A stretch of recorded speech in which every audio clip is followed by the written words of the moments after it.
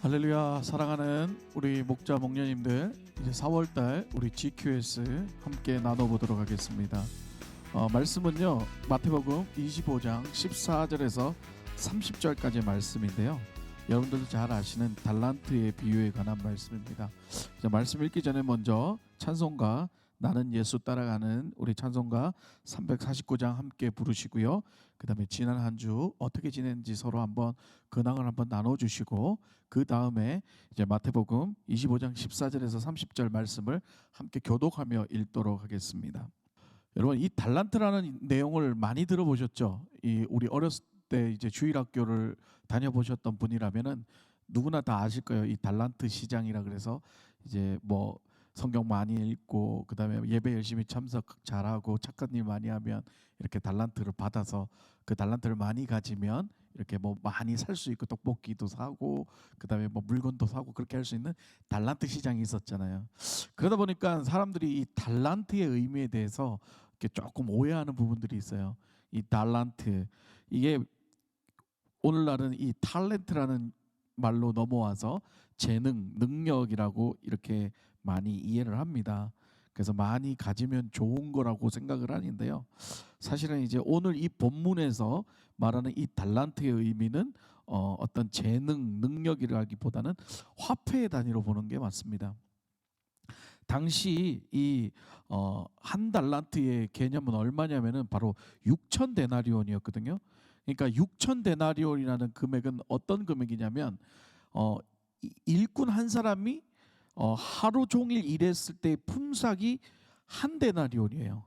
그러니까 이 한 달란트는 하루도 빠짐없이 일한다고 했을 때 16년치의 연봉에 해당되는 금액이고, 쉬는 날을 고려한다면 20년치 연봉에 해당하는 엄청난 금액의 액수인 거죠. 그러니까 이런 엄청난 금액의 액수의 이 달란트를 주인이 종에게 맡겼다는 사실 자체가 사실 이해가 안 되는 거예요.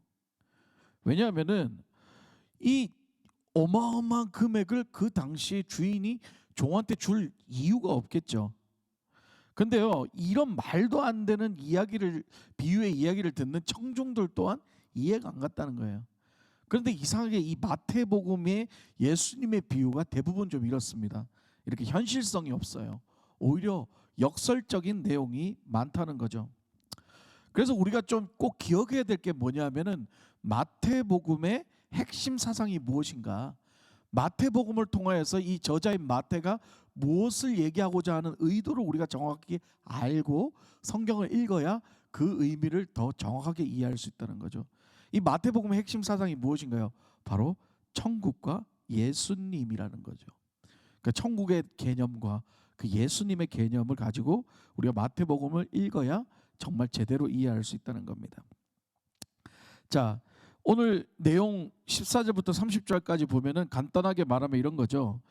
본문에 3명의 종이 나오고요, 주인께 칭찬을 받은 2종은 자신이 평생 만져보지 못한 엄청난 금액의 돈을 받자마자 장사를 하여서 이윤을 남기는데 최선을 다했습니다. 하지만 그 돈을 그대로 땅에다 묻어놓고 가만히 있었던 종은 오히려 저주를 받았죠. 자, 이 비유를 주인이 종에게 맡긴 달란트를 잘 사용하여서 이윤을 남긴 종에게는 칭찬이 있고, 게을러서 이윤을 남기지 못한 종에게는 심판이 있다. 그러니까 이 주인이 남긴 달란트, 이 재능을 잘 사용하여서 정말 능력의 종이 되자, 이렇게 이해를 하면 안 된다는 거죠.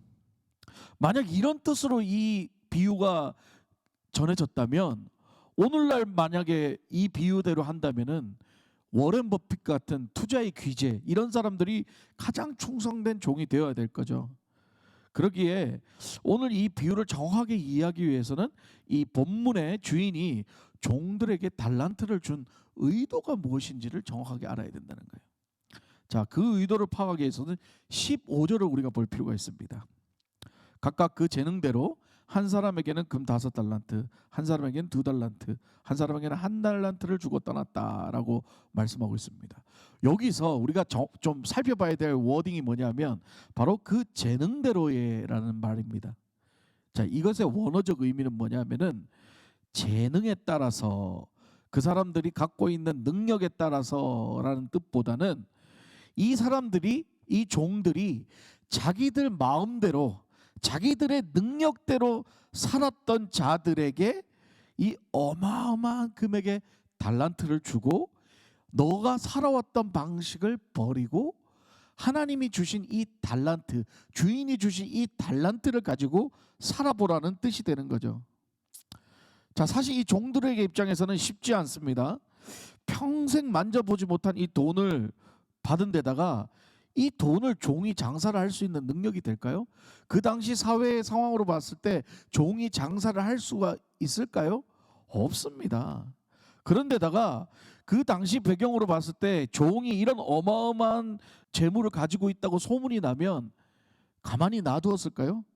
분명히 이 종들을 해치고 그 돈을 뺏으려는 사람들이 많았을 거예요. 그렇기 때문에 이 종들이 그 돈을 가지고 있다고 말하는 것도 쉽지 않을 뿐만 아니라 그걸 가지고 장사하는 것도 사실은 말이 안 되는 거죠. 그래서 오히려 그 돈을 땅에다가 묻어놓고 그냥 가만히 있었던 마지막 종이 오히려 더 현실적인 거라는 거죠. 왜냐하면 그 당시 배경에서 많은 부자들이 재물을 실제로 땅에다 묻어놓고 있었어요. 남에게 들키지 않으려고 자기만 아는 곳에다 묻어놓고 조금씩 돈을 꺼내 썼다는 거죠. 그러니까 이 종도 그 관습과 전통을 너무 잘 알기 때문에 그런 위험과 모험을 감수하지 않고 잘 묻어놨다는 거예요. 그런데 주인은 그 땅에다 묻어놓은 종의 행동을 오히려 혼내시고 저주를 하셨다는 거죠. 자, 우리가 이 주인이 종에게 준 달란트가 어떤 의미라는 것을 정확하게 이해를 하는 게 중요하다는 거예요. 그럼 이 종의 잘못은 뭘까요? 종의 입장에서는 오히려 그렇게 전통과 관습을 잘 따르는 것이 오히려 합리적이고 현실적인지 모르겠지만 이 종의 문제는 뭐냐면 주인의 의도를, 주인의 생각을 정확하게 이해를 못했다는 게, 그게 가장 잘못이라는 거죠. 그래서 24절 25절 보면 당신은 굳은 사람이라 심지 않은 데서 거두고 해치지 않은 데서 모으는 줄을 내가 알았으므로 내가 두려워하여 나가서 당신의 달란트를 땅에 감추어 두었나이다. 보소서 당신의 것을 가지셨나이다. 그러니까 이렇게 설명할 수 있죠. 나는 당신이 준 어마어마한 돈을 남길 만한 신분도 능력도 안 됩니다. 그래서 그 돈을 늘 당시의 부자들이 하듯이 그 땅에다가 묻어 넣었습니다. 이게 뭐가 잘못인가요? 라고 주인에게 따지는 거죠. 그런데 주인은요, 정확하게 그 종이 무엇을 잘못했는지를 짚어주고 있습니다. 26절에서 27절을 보면은 그 주인이 대답하여 이르되 악하고 게으른 종아, 나는 심지 않은 데서 거두고 해치지 않은 데서 모으는 줄을 네가 알았느냐? 그러면 내가 마땅히 돈을 취리하는 자들에게 맡겼다가 내게 돌아와서 내 원금과 이자를 받게 하였을 것이니라 하고라고 말씀드렸어요. 그러니까 이 주인은 뭐라고 얘기하냐면, 내가 이윤을 창출하는 게 목적이었다면 너희들에게 돈을 안 맡기고 오히려 은행이나 이자를 많이 주는 데다 맡겼겠지라고 말씀하시는 거예요. 그러니까 주인이 종에게 원했던 건 뭐냐면, 아까 서두에도 말씀드렸지만 그 돈을 가지고 장사를 해서 뭘 많이 남기고 적게 남기고 그게 중요한 게 아니었어요. 액수가 중요한 게 아니었다는 거예요. 사실 이 달란트라는 금액 자체가 천문학적 액수였기 때문에 뭐 5달란트든 2달란트든 1달란트든 크게 의미가 없습니다. 주인이 종에게 그 달란트를 줬다는 것이 중요한 거죠. 그러면 그 종은 어떻게 해야 되냐면 주인이 무엇을 원하는지를 정확하게 알아야 되는 거예요. 아, 주인이 이 달란트를 가지고 뭔가를 해보라 그랬구나, 장사를 해보라 그랬구나. 그러면 내가 위험하더라도, 내가 리스크를 안더라도 그래도 그 주인이 원하는 대로 순종하고 행해야 된다는 거죠. 당시의 관습대로, 전통대로 내가 죽을까봐 내가 두려워서 그냥 당시의 관습대로, 전통대로 그냥 묻어놨다가 주님한테 드리는 거는 주인의 뜻대로 하는 것이 아니라 내 생각대로, 내 마음대로 했다는 거예요. 그게 바로 하나님이 기뻐하시지 않는 거고 주인이 기뻐하시지 않는다는 거예요. 이게 결국 어떤 의미냐면은 바리새인과 사두개인들, 유대인들은 메시아이신 예수를 알아보지 못하고 자신들이 원하는 메시아를 기다렸던 그들에게 하나님께서 보내는, 예수님께서 보내는 강한 메시지였다는 거예요. 아무리 종교생활 열심히 하고 율법을 잘 지키더라도, 열심히 신앙생활을 하더라도 하나님의 뜻을 알지 못했던 그들은 그들 앞에 나타난 엄청난 달란트인 구원의 은혜인 예수 그리스도를 못 알아보고 그 뜻을 이해 못하고 십자가에 달려 죽고 땅에다가 묻었다는 거예요.